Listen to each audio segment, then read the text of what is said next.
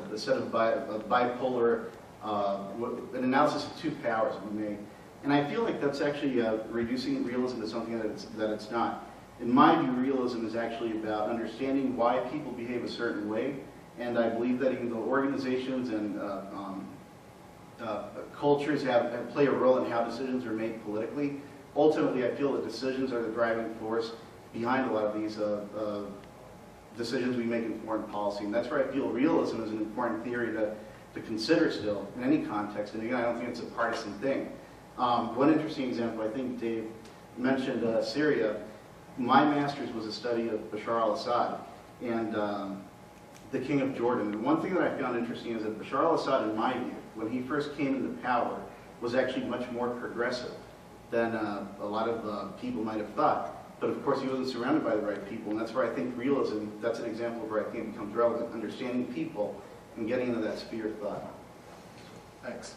Okay, I'd like to encourage audience participation. If you have a question, please raise your hand. I've got plenty of questions if you guys run out. And while you're pondering what your next question might be, I would like to ask, this one to our panel, and I'll, from here on out, I think we'll go with about 3 minutes. Going to try to keep this short.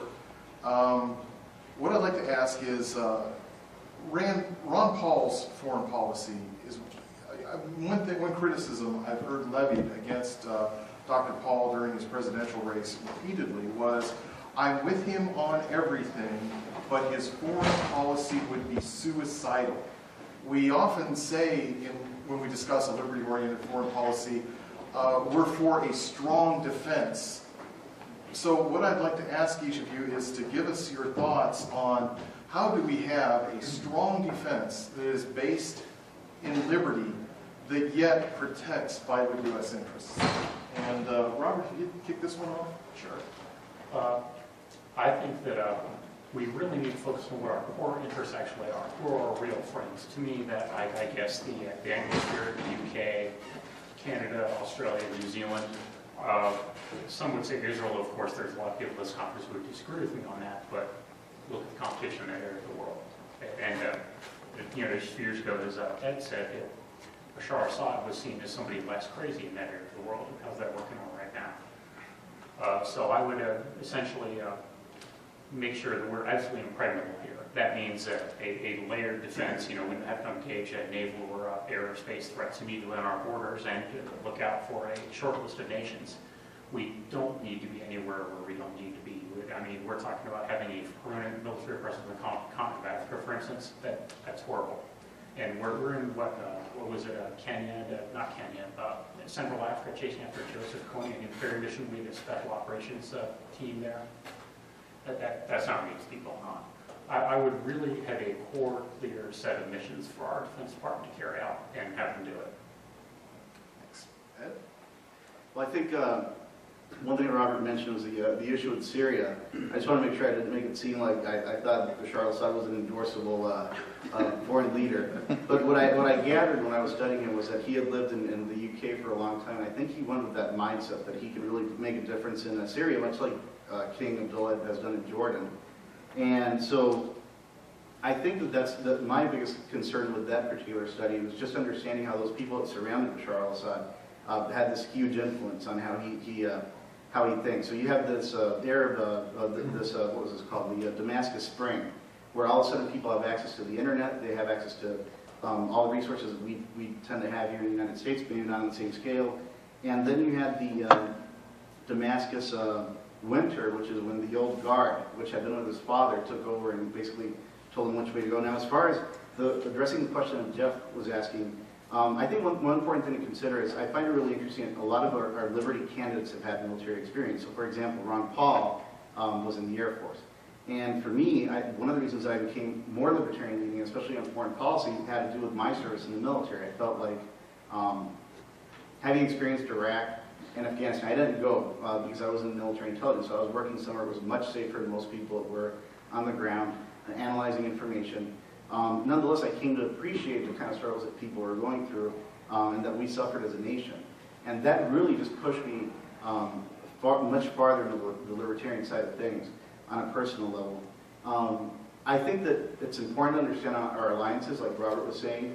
I think that if we don't understand who our friends are and why they're our friends, when we don't understand the historical context, it makes it very difficult for us to have any kind of foreign policy. And at the same time, I feel like we have to understand something that libertarian candidates tend to support. We have to understand where our funds are going, how we're funding the Pentagon, what's going on with military expenses. Because I can tell you at the end of the day, the bottom line is that a lot of our troops are not well supported, but some are still spending all this money on equipment that, I don't want to use one of the cliche examples, but all these monies that we spend on things that aren't really worth the price that we're known to pay for them. And that's what I think, in a sense, I think if you tie that all together, you can start understanding a path for finding the best candidates, and I think our Liberty candidates tend to fit that mold. They're cognizant of these issues. Thanks. Dave? Yeah, what they said all pretty much makes sense. But the way I see it, the problem with Ron Paul's foreign policy was that he didn't explain it very well. I mean, that was a big element of it. He would lead with the most contentious elements of his foreign policy, and often latch onto ideas which may have been valid, like blowback, but which were associated with causes or political ideologies which maybe were not appealing to the people he was trying to get to vote for, and that was a problem. But the basic underpinning of all this, and of what Ron Paul was, I think, pushing at, was the idea of the doctrine of preemption. That's where our foreign policy has gone wrong. The assumption that the best way to protect the United States is, if you're dealing with schoolyard bullies, instead of letting them punch you, you punch them first. Well, of course, the problem is if you punch them first, then you become the bully. Whether you were actually going to be punched afterwards or not, that all goes out the window once you've taken that choice to be preemptive in your military action. And that's what led us into these wars in Iraq and Afghanistan. When there was no immediate threat to us from those countries, we did not need to engage in long-term military engagements. Going into Afghanistan, getting the Taliban, trying to get Osama bin Laden, and then getting out would have been perfectly sufficient. We didn't have to go in and go after every possible threat that would ever come our way before they actually became dangerous to us. There's way too much concern in foreign policy with hypothetical threats. And way too much concern about the next 9/11. It is inevitable, no matter what we do, that there will be other terrorist acts on foreign soil or on American soil overseas against American interests or American possessions or American people. They're never going to be able to stop that from happening. There are not enough troops in the world unless we're to occupy every square inch of the globe to stop some sort of terrorist getting at us.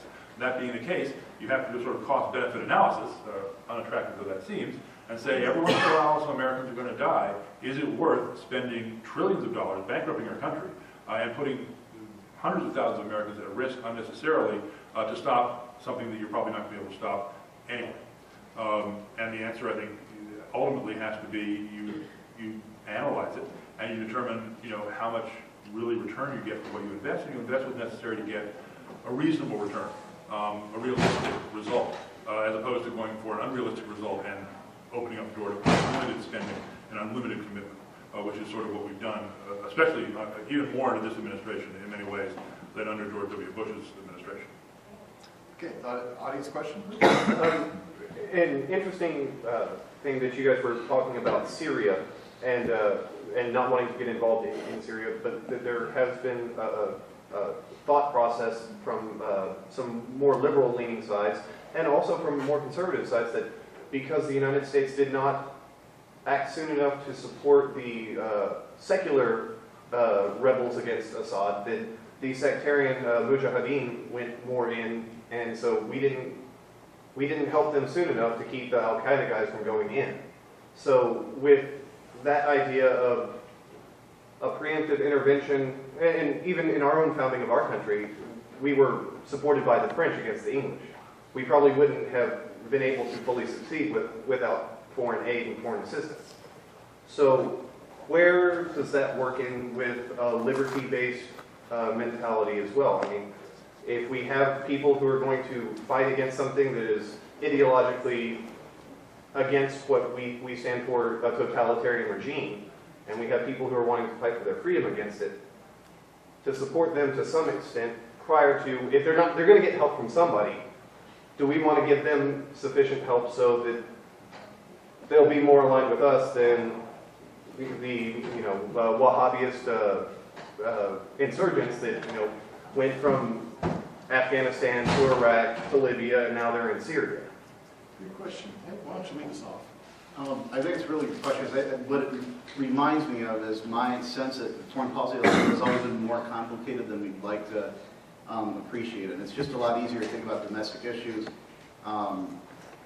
It's a lot easier to sort of set that aside and not consider the ramifications of not supporting people who are, as you would say, with us. I guess in answer to your question, I feel like it's important to have, the most crucial thing to me is to have people that are managing our foreign policy and understand these sensitivities, but they're also sensitive to how that impacts us domestically. And I think that that's been the missing piece, for example, during the Bush years. Of course, I think during the Bush years, well, that's a whole other subject. I've always wondered, people always wonder how things would have turned out had 9/11 not happened. But I do think, at the end of the day, when we're considering candidates, understanding their background, how they understand the world is crucial. But I think here domestically, one of the problems that we have is that a lot of us aren't really understanding foreign policy as fully as we should.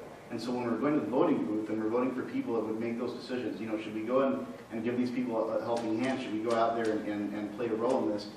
We're not necessarily voting for candidates who've actually expended the time serving in the military always, and I'm not saying that should be the only requirement.